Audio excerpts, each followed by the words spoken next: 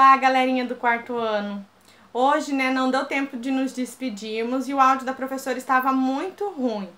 Por isso, a professora vai voltar aqui, e pedir para quem não conseguiu ouvir a professora durante a live que assista esse vídeo, sobre a explicação de hoje.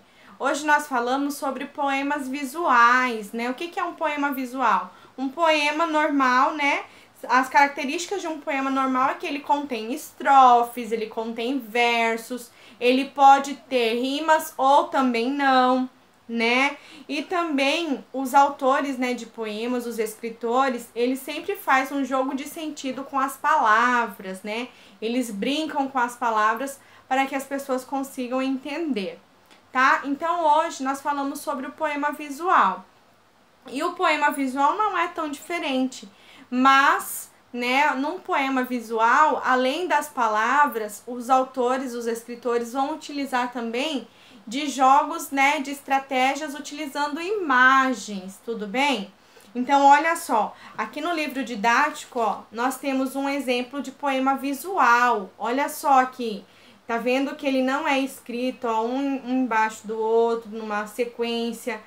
Tem um espaço entre as palavras, Um espaço maior aqui, da margem, Então, observem nesse poema, olha só. Lua na água, lua na água. Alguma lua? Água, lua alguma, lua. Então, observem aqui que o autor, o escritor, ele se utilizou da estratégia de uma reflexão, tá vendo? Que tem a primeira frase aqui, o primeiro verso, e embaixo, o segundo verso, as palavras estão de cabeça para baixo, Como se fosse um reflexo da palavra, da frase de cima,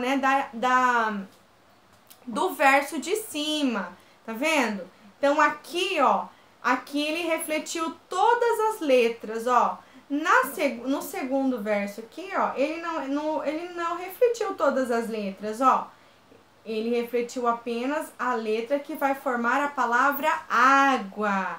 Tá vendo? Assim como também no último verso aqui, ele também não refletiu todas as letras. Ele refletiu apenas as letras que formassem a palavra lua, Então, observem que a estratégia desse autor, desse escritor aqui, não foi utilizar imagem, mas utilizar um recurso que representasse esse reflexo da lua na água, Então, ele fez isso com letras, Então, depois de vocês lerem esse poema, nós vamos para a atividade da página 17 do LD, Número 2. O que você notou sobre a disposição das palavras no poema de Paulo Leminski, Então, como que essas palavras estão dispostas aqui no texto? Como que o escritor, ele colocou essas palavras, essas letras, nesse poema? Como ele formou, É um embaixo do outro, uma letra embaixo da outra,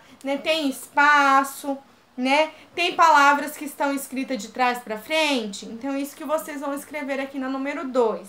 Na número 3, o poema se refere a dois elementos da natureza, Quais são esses elementos, Observem, volta aqui no poema e leia quais são os dois elementos da natureza que estão refletindo aqui nesse poema, Agora, lá na página 18, releia este trecho. Lua na água,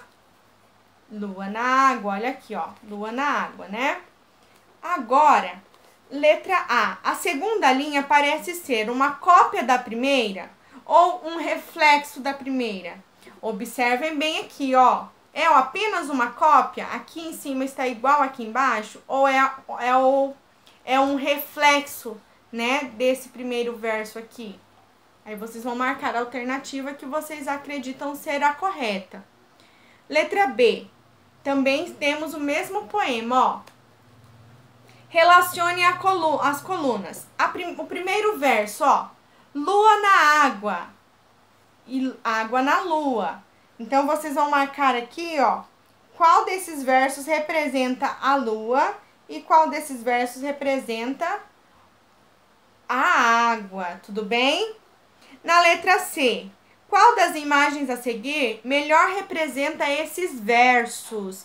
Então, nós temos aqui, ó, 3 imagens e vocês têm que marcar qual é a imagem que vai representar, né, o verso acima, que é a lua na água.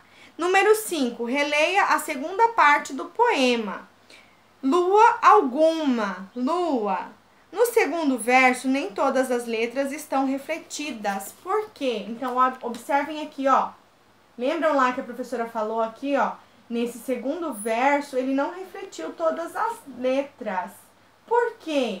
Né? Olha, observem que ele formou apenas a palavra lua, né? Então, por que que o autor, o escritor, não refletiu todas as letras? Qual que é a intenção dele? De formar qual palavra?